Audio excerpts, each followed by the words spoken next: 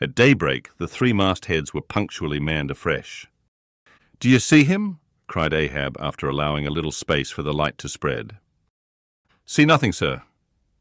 "Turn up all hands and make sail. He travels faster than I thought for. The top-gallant sails. Aye, they should have been kept on her all night. But no matter. 'Tis but resting for the rush." Here be it said that this pertinacious pursuit of one particular whale, continued through day into night, and through night into day, is a thing by no means unprecedented in the South Sea fishery. For such is the wonderful skill, prescience of experience, and invincible confidence acquired by some great natural geniuses among the Nantucket commanders, that from the simple observation of a whale when last descried, they will, under certain given circumstances, pretty accurately foretell both the direction in which he will continue to swim for a time, while out of sight, as well as his probable rate of progression during that period. And, in these cases, somewhat as a pilot, when about losing sight of a coast, whose general trending he well knows, and which he desires shortly to return to again, but at some further point, like as this pilot stands by his compass, and takes the precise bearing of the cape at present visible, in order the more certainly to hit aright the remote, unseen headland, eventually to be visited. So does the fisherman at his compass with the whale. For after being chased and diligently marked through several hours of daylight, then when night obscures the fish, the creature's future wake through the darkness is almost as established to the sagacious mind of the hunter as the pilot's coast is to him. So that to this hunter's wondrous skill, the proverbial evanescence of a thing writ in water, awake, is to all desired purposes, well nigh as reliable as the steadfast land. And as the mighty iron leviathan of the modern railway is so familiarly known in its every pace, that with watches in their hands men time his rate as doctors that of a baby's pulse, and lightly say of it, the up train or the down train will reach such or such a spot at such or such an hour. Even so, almost, there are occasions when these Nantucketers time that other leviathan of the deep, according to the observed humour of his speed, and say to themselves, so many hours hence this whale will have gone 200 miles, will have about reached this or that degree of latitude or longitude. But to render this acuteness at all successful in the end, the wind and the sea must be the whaleman's allies. For of what present avail to the becalmed or wind-bound mariner is the skill that assures him he is exactly 93 leagues and a quarter from his port? Inferable from these statements are many collateral subtile matters touching the chase of whales. The ship tore on, leaving such a furrow in the sea as when a cannonball, missant, becomes a ploughshare and turns up the level field. "By salt and hemp," cried Stubb, "but this swift motion of the deck creeps up one's legs and tingles at the heart. This ship and I are two brave fellows. Ha, ha! Someone take me up and launch me, spine-wise, on the sea, for by live oaks. My spine's a keel. Ha, ha, ha! We go the gait that leaves no dust behind." "There she blows! She blows! She blows! Right ahead!" was now the masthead cry. "Aye, aye," cried Stubb. "I knew it. Ye can't escape. Blow on and split your spout, O whale. The mad fiend himself is after ye. Blow your trump, blister your lungs. Ahab will dam off your blood, as a miller shuts his watergate upon the stream." And Stubb did but speak out for well nigh all that crew.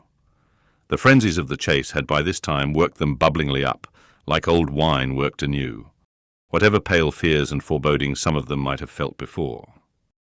These were not only now kept out of sight through the growing awe of Ahab, but they were broken up, and on all sides routed, as timid prairie hares that scatter before the bounding bison.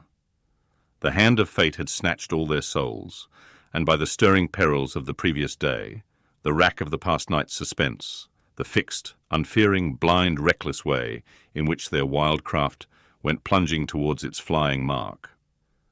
By all these things their hearts were bowled along. The wind that made great bellies of their sails, and rushed the vessel on by arms invisible as irresistible.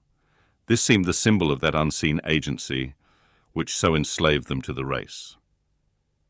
They were one man, not 30, for as the one ship that held them all, though it was put together of all contrasting things: oak and maple and pine wood, iron and pitch and hemp, yet all these ran into each other in the one concrete hull which shot on its way, both balanced and directed by the long central keel. Even so, all the individualities of the crew, this man's valour, that man's fear, guilt and guiltiness, all varieties were welded into oneness, and were all directed to that fatal goal which Ahab, their one lord and keel, did point to. The rigging lived. The mastheads, like the tops of tall palms, were outspreadingly tufted with arms and legs. Clinging to a spar with one hand, some reached forth the other with impatient wavings. Others, shading their eyes from the vivid sunlight, sat far out on the rocking yards. All the spars in full bearing of mortals, ready and ripe for their fate. Ah, how they still strove through that infinite blueness to seek out the thing that might destroy them. "Why sing ye not out for him, if ye see him?" cried Ahab, when after the lapse of some minutes since the first cry, no more had been heard. "Sway me up, men, ye have been deceived. Not Moby Dick casts one odd jet that way, and then disappears." It was even so. In their headlong eagerness, the men had mistaken some other thing for the whale spout, as the event itself soon proved. For hardly had Ahab reached his perch. Hardly was the rope belayed to its pin on deck when he struck the keynote to an orchestra that made the air vibrate as with the combined discharges of rifles. The triumphant halloo of 30 buckskin lungs was heard, as, much nearer to the ship than the place of the imaginary jet, less than a mile ahead, Moby Dick bodily burst into view. For not by any calm and indolent spoutings, not by the peaceable gush of that mystic fountain in his head, did the white whale now reveal his vicinity, but by the far more wondrous phenomenon of breaching. Rising with his utmost velocity from the furthest depths, the sperm whale thus booms his entire bulk into the pure element of air, and piling up a mountain of dazzling foam, shows his place to the distance of 7 miles and more. In those moments, the torn, enraged waves he shakes off seem his main. In some cases, this breaching is his act of defiance. "There she breaches, was the cry, as in his immeasurable bravadoes, the white whale tossed himself salmon-like to heaven. So suddenly seen in the blue plain of the sea, and relieved against the still bluer margin of the sky, the spray that he raised, for the moment, intolerably glittered and glared like a glacier, and stood there gradually fading and fading away from its first sparkling intensity, to the dim mistiness of an advancing shower in a vale. "Aye, breach your last to the sun, Moby Dick," cried Ahab. "Thy hour and thy harpoon are at hand. Down, down all of ye, but one man at the fore. The boats stand by." Unmindful of the tedious rope ladders of the shrouds, the men, like shooting stars, slid to the deck by the isolated backstays and halyards, while Ahab, less dartingly but still rapidly, was dropped from his perch. "Lower away," he cried, so soon as he had reached his boat, a spare one, rigged the afternoon previous. "Mr. Starbuck, the ship is thine. Keep away from the boats, but keep near them. Lower, all." As if to strike a quick terror into them, by this time being the first assailant himself, Moby Dick had turned and was now coming for the 3 crews. Ahab's boat was central, and cheering his men, he told them he would take the whale head and head, that is, pull straight up to his forehead, a not uncommon thing. For when within a certain limit, such a course excludes the coming onset from the whale's sidelong vision.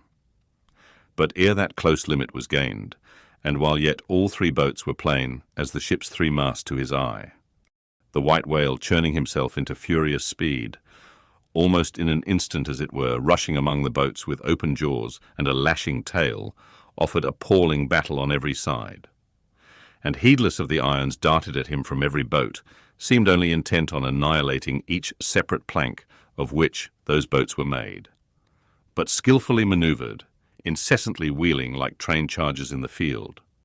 The boats for a while eluded him, though at times, but by a plank's breadth, while all the time Ahab's unearthly slogan tore every other cry but his to shreds. But at last in his untraceable evolutions, the white whale so crossed and recrossed, and in 1,000 ways entangled the slack of the 3 lines now fast to him, that they foreshortened, and of themselves warped the devoted boats towards the planted irons in him. Though now for a moment the whale drew aside a little, as if to rally for a more tremendous charge. Seizing that opportunity, Ahab first paid out more line, and then was rapidly hauling and jerking in upon it again, hoping that way to disencumber it of some snarls. When lo, a sight more savage than the embattled teeth of sharks. Caught and twisted, corkscrewed in the mazes of the line, loose harpoons and lances with all their bristling barbs and points came flashing and dripping up to the chocks in the bows of Ahab's boat. Only one thing could be done. Seizing the boat knife, he critically reached within, through, and then, without, the rays of steel, dragged in the line beyond, past it, inboard, to the bowsman, and then, twice sundering the rope near the chocks, dropped the intercepted faggot of steel into the sea, and was all fast again.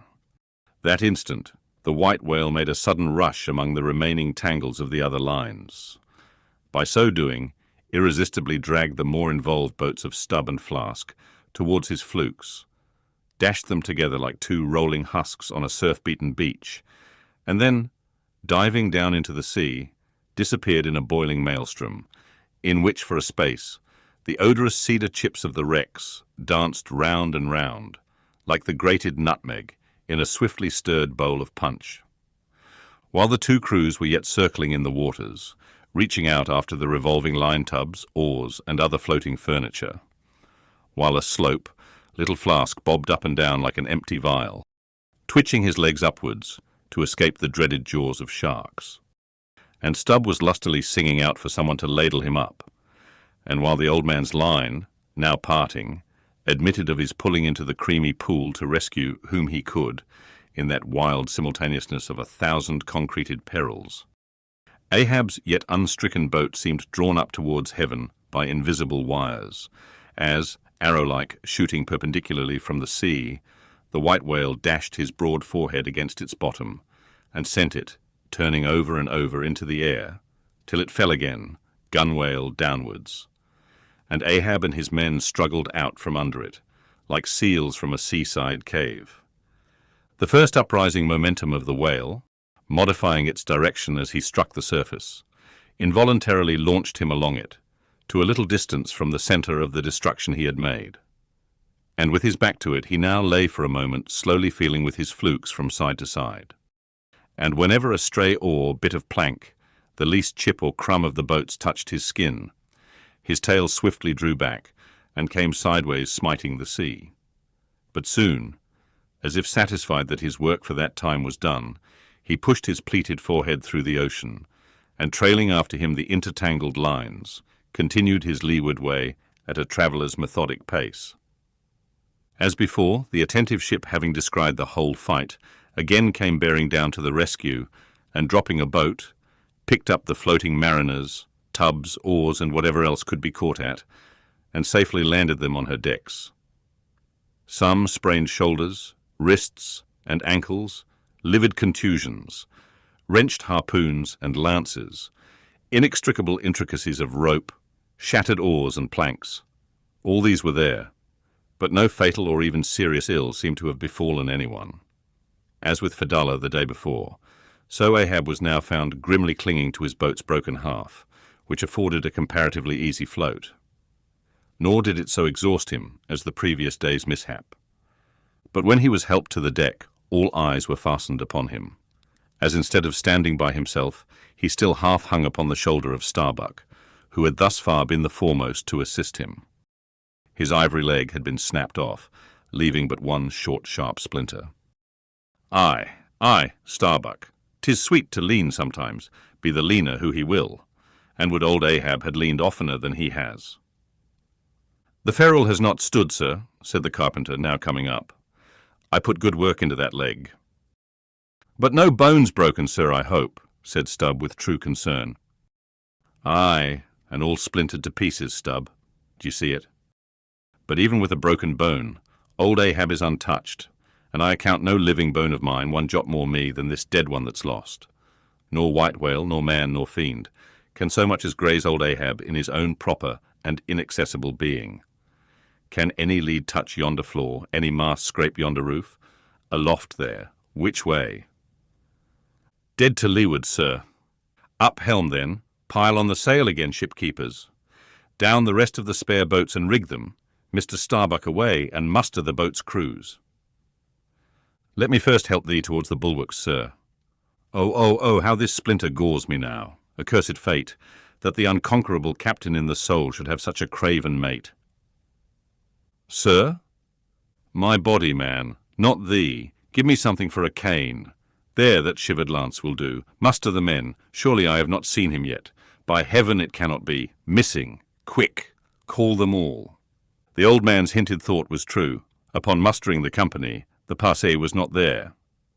The Parsee, cried Stubb. He must have been caught in.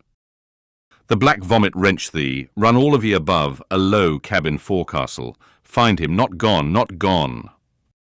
But quickly they returned to him with the tidings that the Parsee was nowhere to be found.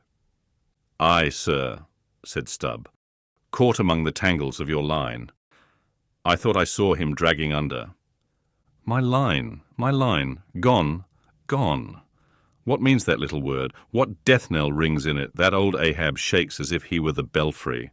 The harpoon, too. Toss over the litter there. Do you see it? The forged iron men, the white whales. No. Blistered fool. This hand did dart it. 'Tis in the fish. Aloft there. Keep him nailed. Quick. All hands to the rigging of the boats. Collect the oars. Harpooneers. The irons. Hoist the royals higher. A pull on all the sheets. Helm there. Steady for your life. I'll 10 times girdle the unmeasured globe, yea, and dive straight through it, but I'll slay him yet. Great God, but for one single instant show thyself, cried Starbuck. Never wilt thou capture him, old man. In Jesus' name no more of this. That's worse than devil's madness. 2 days chased, twice stove to splinters, thy very leg once more snatched from under thee, thy evil shadow gone, all good angels mobbing thee with warnings. What more wouldst thou have? Shall we keep chasing this murderous fish till he swamps the last man? Shall we be dragged by him to the bottom of the sea? Shall we be towed by him to the infernal world? Oh, impiety and blasphemy to hunt him more. Starbuck, of late I've felt strangely moved to thee. Ever since that hour we both saw, thou knowest what, in one another's eyes. But in this matter of the whale, be the front of thy face to me as the palm of this hand, a lipless, unfeatured blank. Ahab is forever Ahab, man. This whole act's immutably decreed. 'Twas rehearsed by thee and me a billion years before this ocean rolled. Fool! I am the fate's lieutenant. I act under orders. Look thou, underling, that thou obeyest mine. Stand round me, men. Ye see an old man cut down to the stump, leaning on a shivered lance, propped up on a lonely foot. 'Tis Ahab, his body's part, but Ahab's soul's a centipede that moves upon 100 legs. I feel strained, half-stranded, as ropes that tow dismasted frigates in a gale, and I may look so. But ere I break, you'll hear me crack, and till ye hear that, know that Ahab's hawser tows his purpose yet. Believe ye, men, in the things called omens? Then laugh aloud, and cry encore. For ere they drown, drowning things will twice rise to the surface, then rise again, to sink for evermore. So with Moby Dick, 2 days he's floated, tomorrow will be the 3rd. Aye, men, he'll rise once more, but only to spout his last. Do ye feel brave men? Brave. As fearless fire, cried Stubb. And as mechanical, muttered Ahab. Then, as the men went forward, he muttered on, the things called omens. And yesterday I talked the same to Starbuck there, concerning my broken boat. Oh, how valiantly I seek to drive out of others' hearts what's clinched so fast in mine. The Parsee. Gone. And he was to go before, but still was to be seen again, ere I could perish. How's that? There's a riddle now might baffle all the lawyers backed by the ghosts of the whole line of judges. Like a hawk's beak it pecks my brain. I'll solve it, though. When dusk descended, the whale was still in sight to leeward. So once more the sail was shortened, and everything passed nearly as on the previous night. Only the sound of hammers and the hum of the grindstone was heard till nearly daylight, as the men toiled by lanterns in the complete and careful rigging of the spare boats, and sharpening their fresh weapons for the morrow. Meantime, of the broken keel of Ahab's wrecked craft, the carpenter made him another leg. While still as on the night before, slouched Ahab stood fixed within his scuttle, his hid, heliotrope glance anticipatingly gone backward on its dial, sat due eastward for the earliest sun.